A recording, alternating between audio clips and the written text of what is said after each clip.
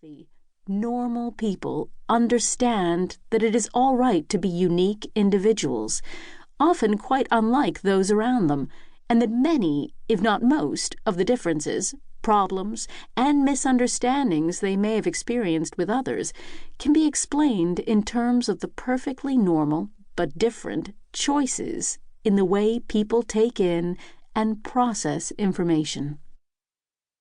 The premise of this book is that each of us has a set of gifts, a set of mental tools that we have become comfortable using, and thus reach for in the everyday business of living. Although we all have access to the same basic tools in our psychological toolbox, each of us is more comfortable with, and thus prefers, a particular tool or set of tools for a particular task. It is our unique set of these preferences that gives us our distinct personality and makes us appear similar or dissimilar to others. A common problem that has often led to stress for many of us is our apparent inability, at times, to communicate about something that is very clear and personally very important to us to someone we care about in a way that that person agrees or at least understands its importance to us.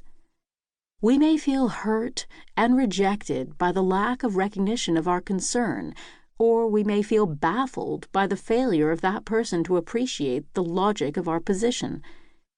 In Gifts Differing, Isabel Myers gives us recognizable explanations for these and many other normal but different uses of our personality tools, and points the way to the constructive uses of human differences. To help put this book in perspective, a little history of how it came to be written may be appropriate. Isabel Myers and her mother, Catherine Cook Briggs, had been interested in Jung's theory for about 16 years when the Second World War took many men from the industrial workforce into the services and brought many women out of their normal activities to replace them.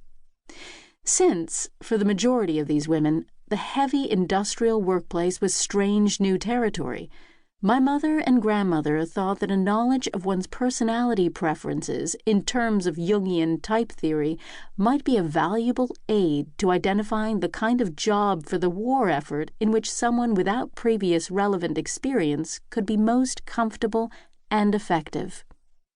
They searched in vain for a test or some indicator of a person's Jungian preferences, and finally decided to create one of their own. The result was to become the Myers-Briggs Type Indicator Personality Inventory, Indicator or MBTI. Since neither were psychologists or psychometricians, they had to start from scratch. As long as they worked on their own to understand and correlate their observations, they had no problem. But when, in 1943, they produced the first set of questions destined to become the MBTI, they came face to face with a double-barreled opposition from the academic community. In the first place, neither was a psychologist. Neither had an advanced degree or, for that matter, any formal training in psychology, statistics, or test construction.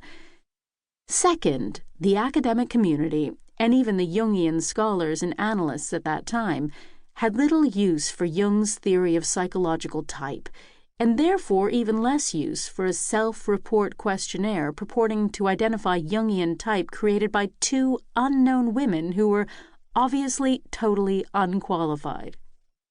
As it happened, however, Isabel Myers was not all that unqualified.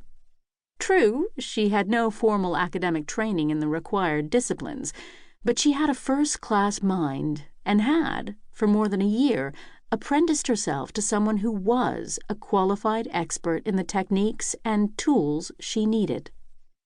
That person was Edward N. Hay, at that time personnel manager of a large financial bank in Philadelphia, and from him she learned what she needed to know about test construction, scoring, validation, and statistics. Undismayed by the lack of interest or acceptance by the psychological community, Isabel Myers concentrated on developing the indicator.